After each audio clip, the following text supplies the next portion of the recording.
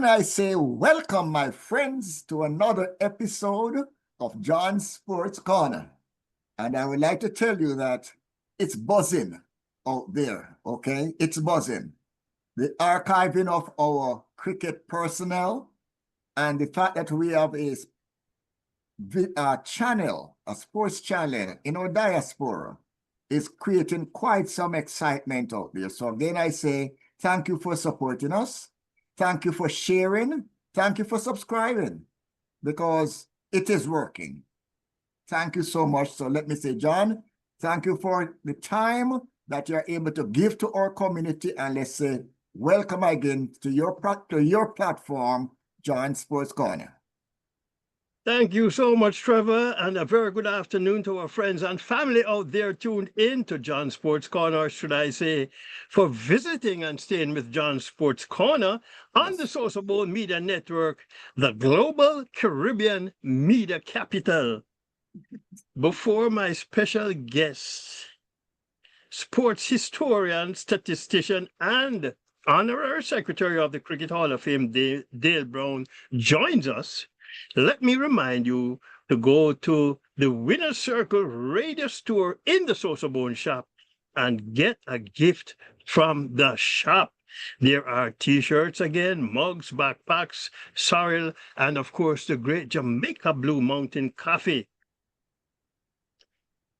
And I tell you what, they all come with the Winner's Circle Radio Sports logo.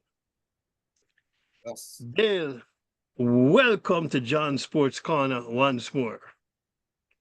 John and Trevor, thank you very much for having me, and it's a pleasure being here with you, sir. Thank you. Last time you were here with us, Dale, we talked cricket.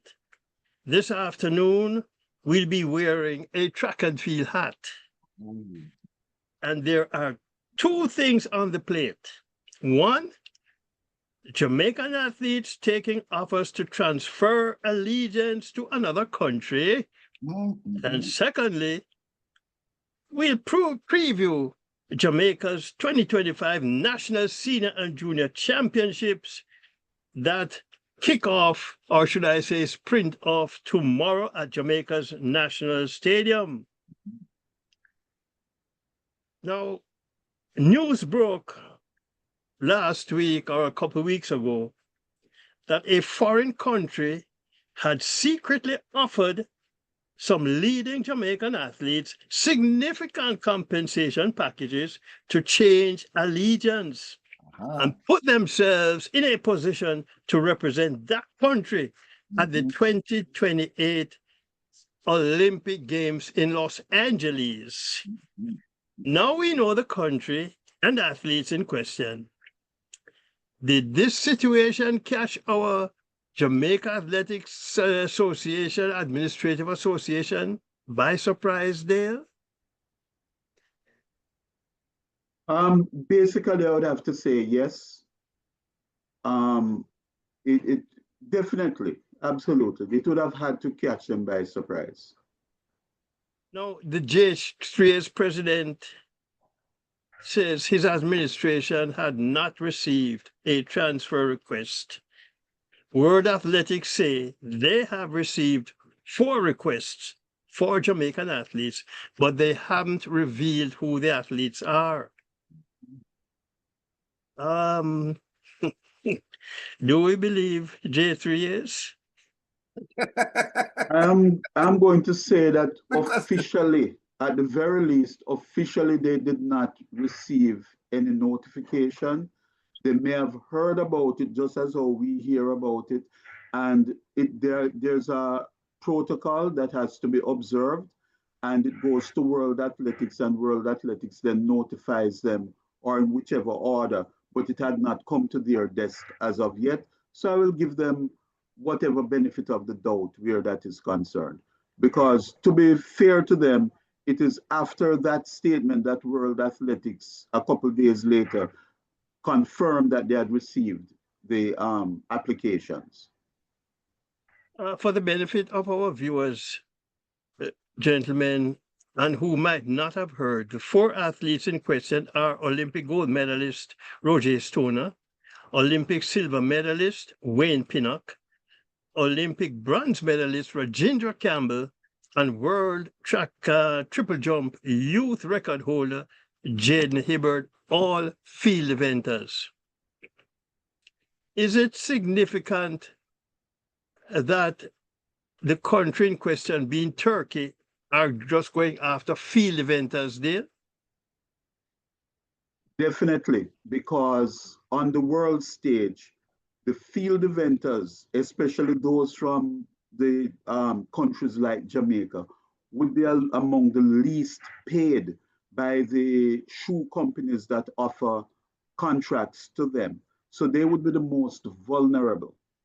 Field eventers are the most vulnerable in terms of not having good advocacy and representation to get a fair piece of the pie on the world stage, not just in Jamaica, but this is a global stage.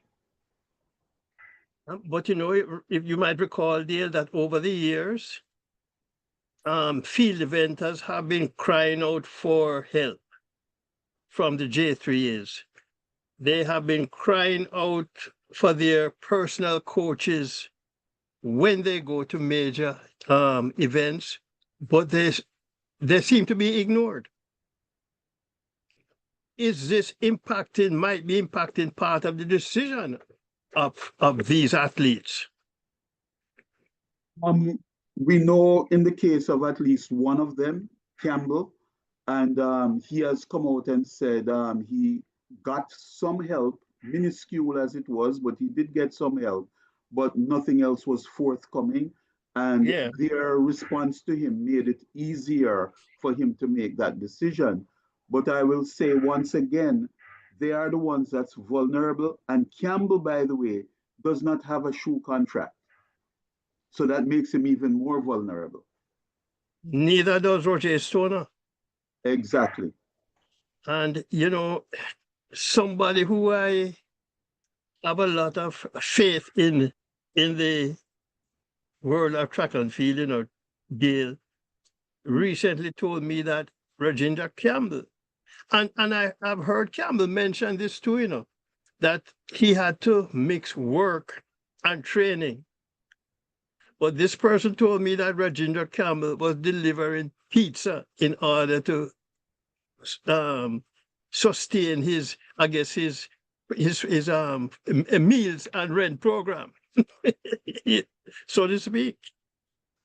Yes, and with all respect to Rajinda, and I can say that that is true, but I also know of American athletes who do the very same thing that Campbell has to do, and they get quote unquote more support from the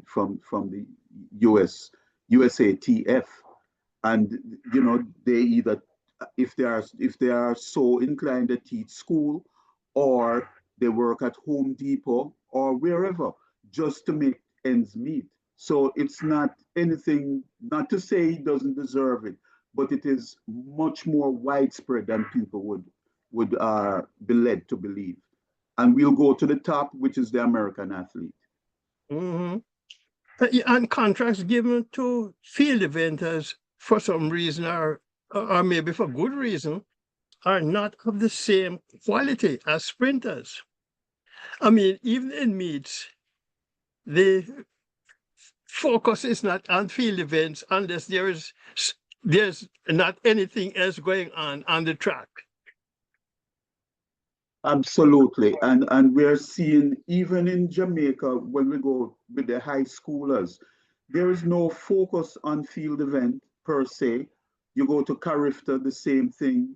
Everything is about the runners and the running. And it's a reflection of our mentality that we just focus on not just the running, but the sprints, to be specific. You think if the athletes that Turkey were going after were our premier sprinters, that the reaction by the J3s might have been a little different? Oh, certainly. And with the same logic, they wouldn't really go after them with that kind of aggression, because most of them, they would be a little bit more stable. in their situation as far as being professionals. And one thing, John, that I think that we always have to consider, not because an athlete is professional means that they have a professional contract. Right. And so therein, I see what we are facing more as an international, a complex international issue more than anything else. And it just so happened that they have gone after the vulnerable athletes from quote unquote smaller countries, which in this case, it is Jamaica. And it is not even smaller countries, it's just Jamaica. Why was Mm-hmm. Jamaica targeted? That interests me more. And considering Dale, Turkey has something like over 80 million population, why are they trying to develop their own athletes? And I could see if they were going after coaches in Jamaica to help in the development, but that doesn't seem to be the case. They want ready-made athletes. No, absolutely. And in one of the things that we should consider is that 7 years ago, World Athletics, because they were concerned, and this is their words, not mine, about athlete trafficking, the trafficking of athletes and not being really representing them properly, they had to suspend the transfer of allegiance program for about 2 years. And then they Mhm. made the adjustments to avoid things like this now that we are facing from happening. And if you compare World Soccer with FIFA, and if you can compare World Cricket with the ICC, this type, it happens, but very rarely. And it doesn't happen in this manner where it is so blatant, where you are buying an athlete, buying a Mhm. cricketer, or buying a footballer. And track and field really needs to have their governance issues straightened out to protect these athletes because it runs a little bit deeper than what we are looking at now. But even in world basketball, Dale, we were speaking with Rick Turner as Jamaica getting ready to put together a team to try to qualify for the world championships. And as Rick was telling us, um, they're looking at several players in the NBA with Jamaica connection. And in order for them to get a player, that they have to have a passport before age 16. If they don't have that passport, it's you're jumping through hoops now to get them to qualify to play for Jamaica.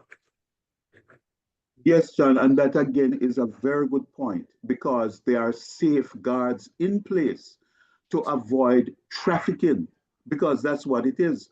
And if World Athletics, you have to enact rules to ensure the integrity of national representation. National representation is not something that should be taken lightly.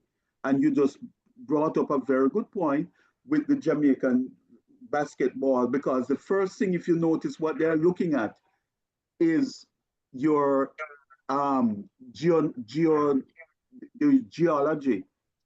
Are you connected to a Jamaican? Is your grandfather Jamaican or your grandmother? Is your Mm-hmm. parent any of your parents? They're not Mm-hmm. looking to buy you. That is not what they are doing, which is what Turkey is doing. And I think a lot of persons are not looking at it, that this is a outright purchase of another human. It's interesting though that and I think because in the past there was not countries were not going after athletes the way you went after soccer players or maybe cricketers, basketballers. It wasn't a problem. But I understand that the J3s can still block this transfer. Absolutely.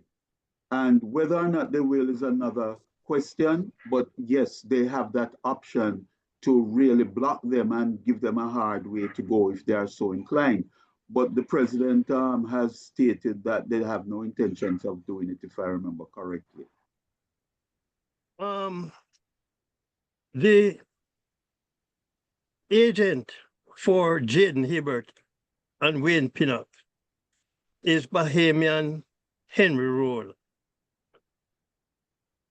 And I understand he told them, well, he said I heard him say he told them that he did not support or approve of the switch.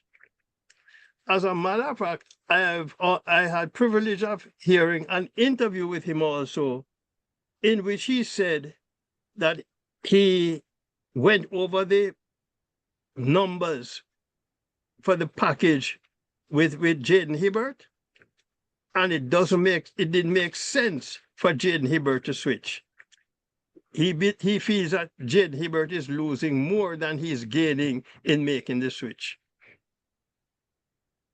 Thanks for sharing that, John. And that is another question, because Campbell might be in the position to gain and gain, but others may not be in that position where they're already contracted by either Nike, Puma, Adidas, whomever. And then they have to look at what they may lose, because when you don't make your national team for the next 2 world championships, you're losing a percentage of your contract. And depending on what that contract is, if you're losing 20% of the base salary or whatever the percentage it is, you have to look at those things now and say, is it worth doing what I'm doing to gain another $10,000 or whatever the amount is? So it's interesting that he should mention that. And apparently he also said that at least, well, he said for Wayne Pinnock and for Jaden, it don't make no sense. And they also stand to lose, I guess,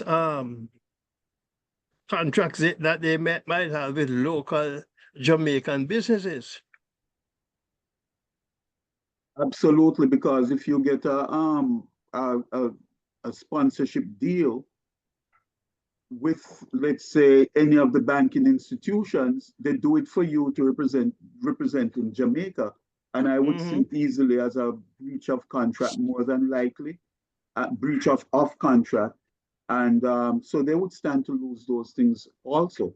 If you're backing up Grace Kennedy, you're not doing it for Turkey, you're doing it for Jamaica and Jamaicans to purchase the goods. So you have to figure out all of those things and look at the gains and losses. And in fact, Roll even went on to say that he understands the move by Rojas Stoner and Reindra Campbell because they didn't have contracts.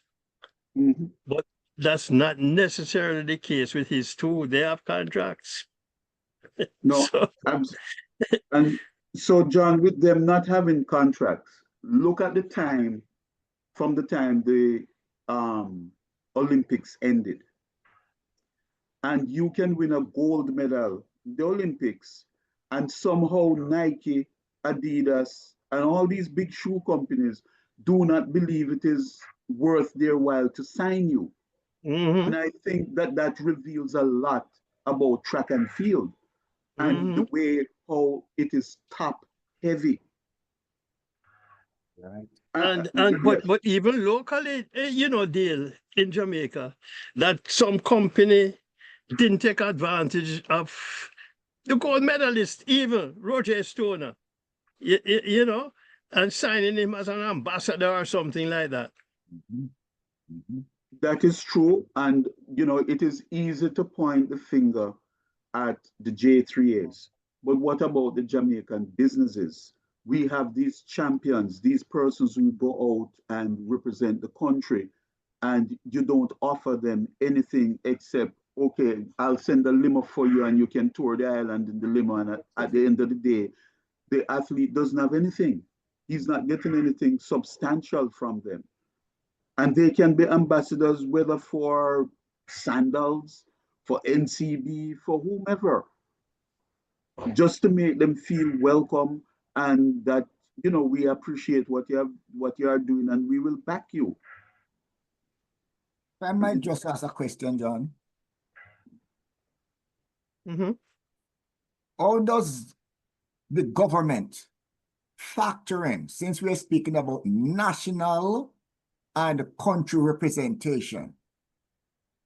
Granted that there is a gap where the athlete is forced to be looking at another country where the government, because they're looking to represent Turkey, the government is the umbrella for the country that they're going to. So as the government responded to this, granted that there's a tradition where they say that Jamaica produces everything for export: bauxite, nurses, teachers, farm workers, okay? Banana, sugar. Yeah, but you see, Trevor, the government does provide an amount to sports. I think Dale, back me up tell me if I'm wrong, to the JOA, who distributes to the Olympic sports organizations. But Jamaica nor the JOA does not have the kind of money that Turkey have can flash around. They just don't. And that's the bottom line, John. That's the bottom line. And what we have to also remember is that the JOA, they get funding from the IOC. The majority of it comes from the IOC. They do, raise money on their own, but the majority comes from the IOC. Of all the revenue from the Olympics, all revenue inclusive, less than 10% of that revenue goes to the track and field for all countries. Less than 10% of it. So when the JOA gets that money, it's not for track and field. That money is for all Olympic sports.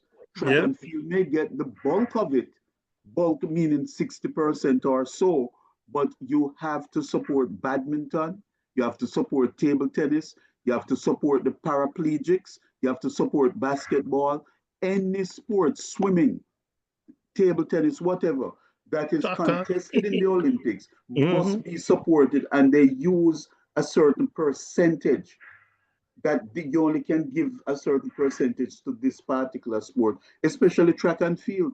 So their hands are tied where that is concerned. I also wonder, it's interesting, Shanika Ricketts, our silver medal triple jumper, I understand she was also approached and turned it down. And since she has turned it down, what's the name of this company now? Dollar Financial has brought her on board, I think, as an ambassador or something like that. But why does it have to be a situation where she has turned down an offer to represent another country before a local company steps in to assist in her athletic program? Okay, so what I would say to that, I would want to find out first, did her agent approach any business entity in Jamaica to secure sponsorships for her? Because many of our athletes, the agent, we also have to remember they have agent and they have coaches. The agent is supposed to look out, or manager, because some have managers too, where either one of those two individuals should be looking out and advocating for this athlete to get some kind of contract deal with a banking institution or tourism or whatever. God knows there are enough hotels in Jamaica for at least 15 of them to get some sponsorship deal with these hotels. And no one thinks about those things. I believe that we should look first to help ourselves. You know, where there's a bakery, where there's Devon House and their ice cream, it's the perfect thing for athletes to get signed into contracts with entities like that.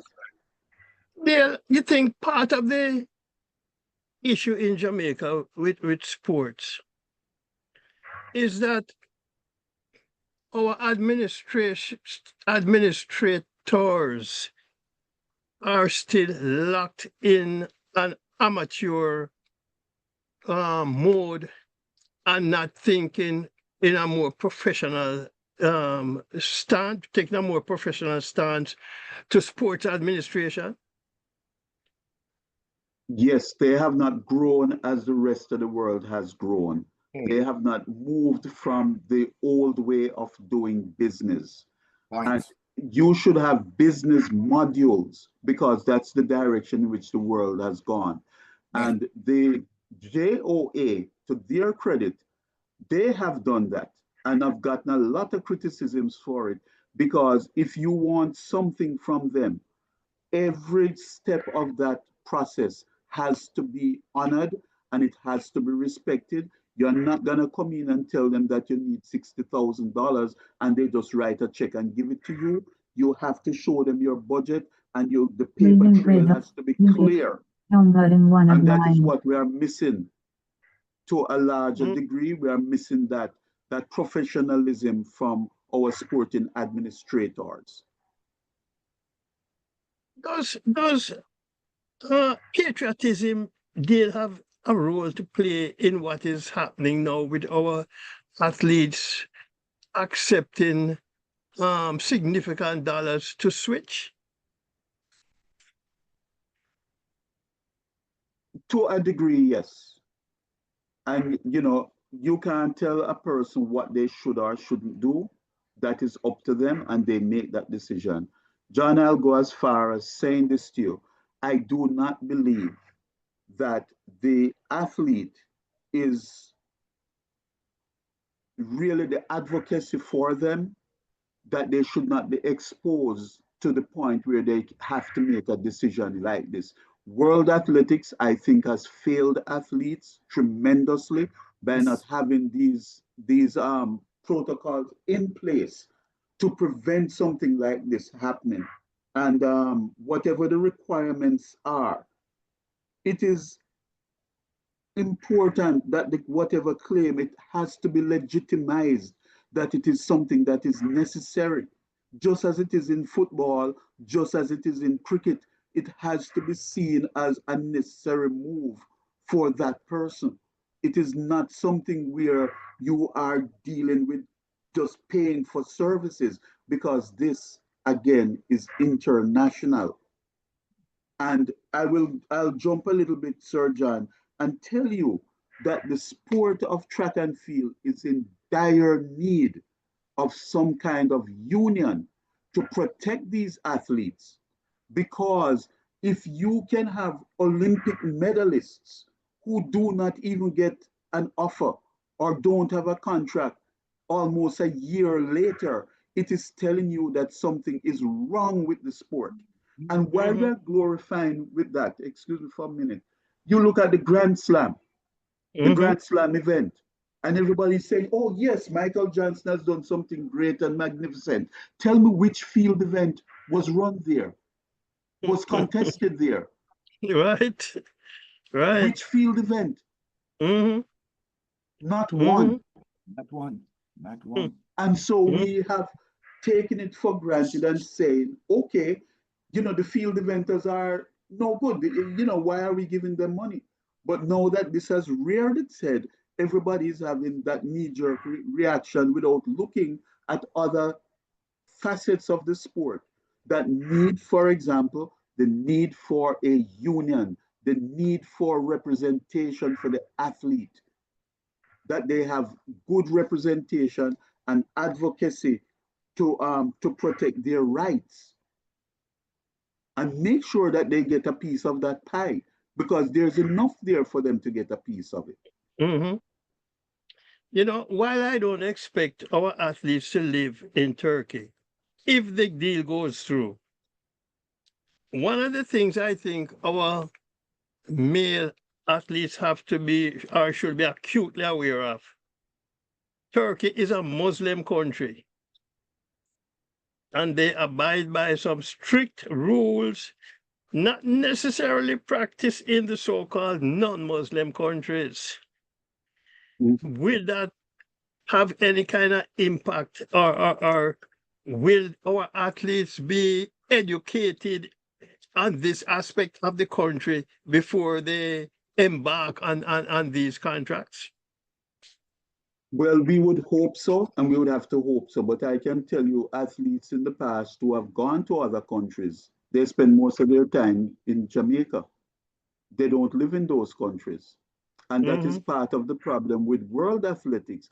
They have to find something. You can't prevent a man from coming to the US to train, for example, but the athletes who switch allegiance, you have to have really strict rules for them. Because if you're gonna do it, but you don't live there, using the excuse that you train in America, for me, that's Yeah, not good enough. right. And you only show up to represent the country in a meet, but you're not Exactly. living there. But you are simply not living there. So when we look at famous athletes who have transferred, because we have to look at things like that. One of the most famous is the triple jumper from Cuba, Pedro Pichado, Mm-hmm. but he got political asylum from Cuba Okay. and moved to Portugal, and then did his transfer, which anybody can see why that would be okay and why that would rule. If you look at Mm-hmm. another well-known athlete, Rai Benjamin from Antigua and Mm-hmm. Barbuda, who Mm-hmm. represented them at the youth level, was in New York, but of course he did his transfer within a 3-year period, and that is legitimate because he was living here. He was going to high school here. Mm-hmm. So nobody paid him to come and represent the US. And we know that Antigua and Barbuda do not have a robust track and field system, our organization there. So he's living in the US. And the same thing for Miguel Francis, if you remember, who Right. trained at Racers. He's Yeah. another one, Antigua and Barbuda. He chose to represent um, England, Great Britain, and we have other instances of other athletes who will represent their native country for whatever reason they choose to do it. I don't know if did I mention, Dale, that I understand Ryan Level was approached but turned it down? No, you didn't mention it, but we understand that that also took place. And what they would do is like what they did with Andrew Fisher, if you remember, who was with Mm-hmm. MVP at Mm-hmm. UTEC.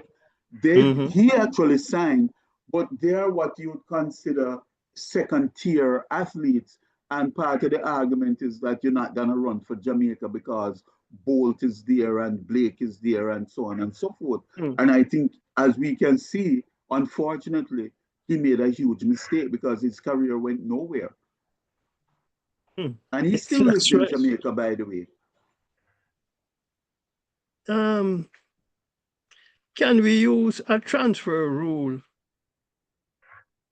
being instituted by World Athletics where athletics bodies losing the athlete get a significant compensation, or that the 3-year rule is non-negotiable, or that the transfer rule becomes so stringent that it makes no sense in making the move?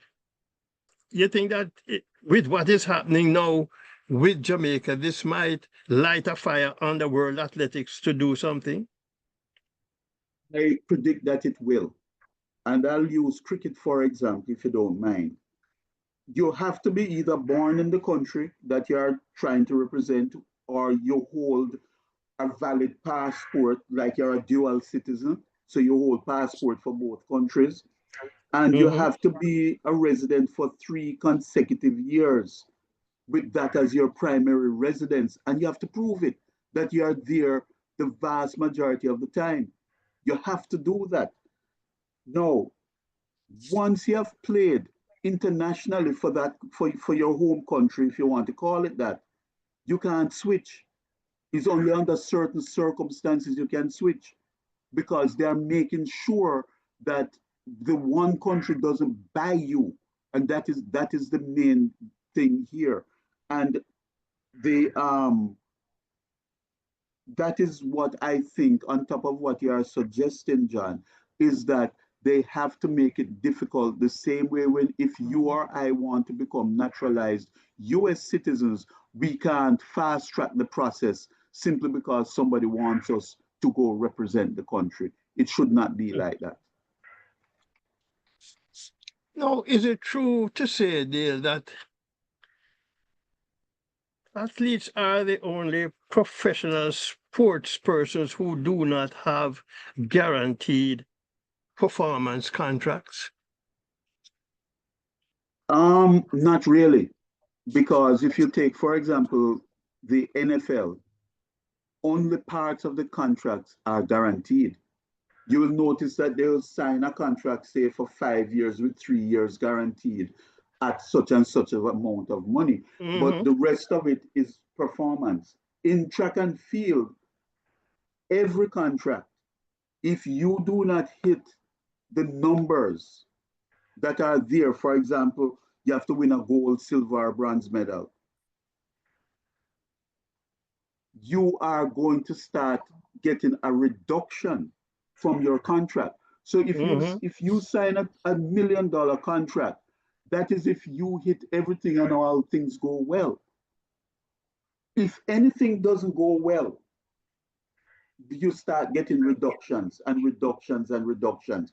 Some of them, it's based on time. Like if you're a 100-meter runner, they may say you have to run 9.85 or faster. And if you don't do it, they will take 10% of your base salary from you. So that initial salary is based off your performance. And most of the time, very few athletes are going to hit those markers. All 4 athletes, Rojas Stoner, Reindra Campbell, Jaden Hibbert, and just 4th, Pinsock. If they show up at our national championships that starts tomorrow, what kind of reception do you think they'll get? Because Jamaicans are unforgiving. If they show up for trials tomorrow, I think they'll be welcomed with a standing ovation. It will be a sigh of relief. Yeah. That's what I would predict if they show, because they are entered. It's funny you should ask. All of them except Stoner, they actually have them entered for the events. I don't know what that means, but Stoner is the only one who is not entered in his event. Yes. Recently we heard sports giant Adidas offered a significant deal to the J3s that was turned down with the Puma deal preferred. Was the Adidas deal requiring certain benchmarks that Puma is not requiring? Because it's alleged that some of these benchmarks were for the benefit of athletes. And that is, again, where transparency and accountability comes in, because even though these are private entities, so to speak, you are governing a national institution like track and field or cricket or whatever. So I always feel that if you get an offer, it is no longer private, and the it should be mentioned what they either turned down and why they turned it down. It could be as simple as Puma has the right for first refusal. It could be simply this. If Mhm. Adidas is offering you 100 million and Puma just says, I will match it, but they're not matching they don't have to match the terms or what you're asking them to do. They're just matching the dollar amount and life goes on. So I don't know if that is what happened. While we hear some numbers being bandied around about these athletes, what they're going to get from Turkey, I can only hope that they also get good financial management advice to manage their money, because the money has a way of running out if it's not properly handled. True, and that's a very good comment because even the ones that we have now, most of the times our professional athletes, whether it's track and field or whatever, they have no knowledge about money management or whatever. It's the glam and the glitter. And Mhm. the other thing to be concerned about is when your athletic career is finished, are you going to get a pension? Do you qualify for pension? Do you qualify for medical assistance? Yeah. Because in the past, World Athletics discovered that athletes were not being given these basic things that were human rights. And that's one of the reasons why they had to have a reform with the transfer of allegiance. They had to make some adjustments to it because countries were just getting athletes to come in, represent them, and at the end of their career, that's it. You're not getting a pension. And that's why earlier you mentioned about athletes having a union, because if they have a union, I guess part of the package would cover medical, so that maybe at some point, when they retire, if they need maybe medical care, they probably get some kind of assistance. It might not be covered 100%, but some kind of medical assistance. Absolutely in line with what all citizens of that country get. No more, no Hmm. less. Just what Hmm. everyone else gets, that you get it. If they have a social security system, that you get whatever is you're entitled to without having to fight for it. And that's And where the union and representation comes in. mhm. And you talk about the union. I can go back to soccer now in Jamaica. Football. They recently, I think last year, formed a past players association where the hope is to assist past players who are running maybe on hard times, international or national players. And um, if there was a union, for instance, in football, then maybe things would be a little bit different for past national players. Yes, and it's to their benefit. Once you have a good advocate system, it is to the athletes' benefit. But the persons in charge of the governance, they are not interested in, making sure that your rights are not trampled on. They are only interested in making sure that they get representation in the chosen sport and you come out and you run. That's it. Nobody cares where you eat, what you eat, or anything like that. Unfortunately, they don't. And track and field, you go to a meet and you see the glamour and the glitter, but behind the scenes, we don't understand what athletes go through to get to that glamour and glitter. And they don't all have the success at the meet or in the glamour and the glitter. So, you know, when their careers are over, what happens? What happens is if they do not have someone in their corner to manage their monies and let them understand that Mm-hmm. you save. Don't go into this thing where you're investing and to get a return. The best investment you can make is having a savings account Mm-hmm. and live according to your means. Yeah. And so when someone turns, I can tell you, for example, one athlete, the last 5 years that they ran, and they were one of the most consistent in the world in their event. The last 5 years that they ran without a contract. They had to make their money on the Diamond League circuit. Whatever they Mm-hmm. made there, that's what they made. And those are the little things I think that we have to look at. When we see the athlete, we presume that they are doing well financially, but they are not. Mm-hmm. Mm-hmm. And the best, I will tell you, 8 out of 10 times, 9 out of 10 times, your most lucrative contract that you will sign is that first contract that you ever signed. So if you signed a contract for $150,000 and you're not at the top level of your game, you're not gonna get another contract for 150,000. You're gonna get maybe for 100,000 going down. And you and I will sit here and think that the athlete is doing well when in fact they are not. Yeah, and not only that, you know, if they don't have somebody who can help them with the money management after that first contract deal, what happens? I mean, money will run out if it's not managed properly. Exactly.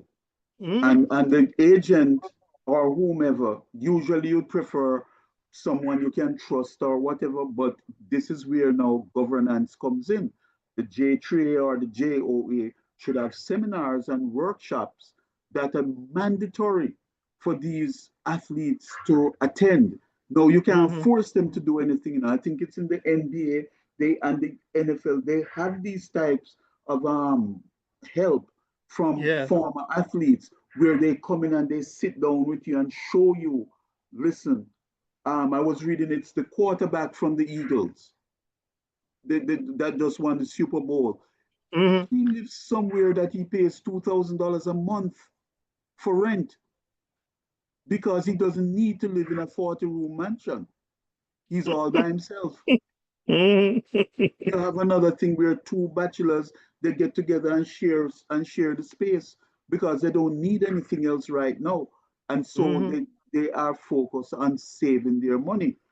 So when we see all these young ladies looking nice and doing everything, we don't know at what price it comes to them. Hmm. Looking so nice at what price? Hmm. And you talk about the Eagles quarterback. I can go back to, you remember Walter Payton with Chicago uh, team. He Yes. always said when he signs contracts, it's not how much he gets up front, is what they have to guarantee him in retirement. You know. But Peyton Yes, was a sir. Peyton was a banker. No, and John, that's so important because you get and you look at the contract, the first thing you look at is $2 million. And you say, whoa, I'm signing a $2 million contract. And that is in bright, big, bold letters. 2 million, bam, bam, no question.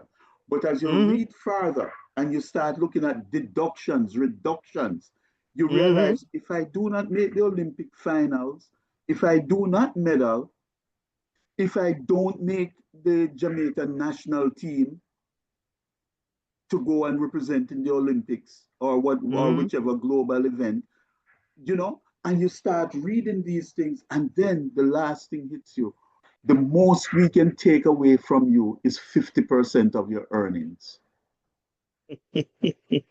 John, the most I can take from you is 50% of what you have coming in each month. Imagine Hmm. that. Hmm. And of course, I guess in part of what probably not written in that contract, it might be written, is what you have to pay your athletic club or your trainer or your coach. That reduces that top line even further. Well, that is one thing that the World Athletics have done, where there's a maximum percentage. So for the coach, it's 15. For the agent, it's 15. So technically, you can lose 30% straight up off the bat. Off the top, yeah. 30%. So just imagine that. You know, now in the US, the coaches, depending on how much you make, they will take a lesser percentage. And let's say you started out with 100,000, they may take 10% of that. If you're making $1 million, they're not gonna take 10% of the million. They will take like 7%, 7.5%. They want their piece. Okay, exactly, because they're making money. The same thing with coaches. A lot of the coaches in the US, they coach under the banner of, let's say, Nike, and Nike pays them to coach 20 athletes or whatever the amount is. So you, John, joining this camp, you only give the coach if you feel like giving him something. You're not gonna have to pay him. So we also have to look at those differences between, say, a Jamaican athlete or a US athlete and what they have to pay out as maintenance. So it's not just a J trade that we should be looking at. We should be looking at World Athletics. We should be looking at coaches associations. What are they taking from the athlete? And in some cases, you have to understand why, because our clubs might not be as well subsidized as a training camp over here. They don't really look at them as clubs, they look at them as training camp. So Nike has their training camp and all the athletes have to attend one of those training camps. You know, I asked you before, Dale, the reception our athletes will get, these athletes will get at our national championships starting tomorrow. But will people come out just to see them? Maybe. You mean the ones that are there, the ones that have signed? Yeah. No, sir. No, sir. We really do not support the track and field the way we would believe that we do. You know, but to go out and no, I don't think that they would. Well, Dale, I think we have beaten this horse enough. So before the stewards suspend us for using the whip too often, let's go to a break. And when we come back, we'll take a look at the Jamaica National Senior and Junior Championships that are scheduled to begin tomorrow. We'll be right back.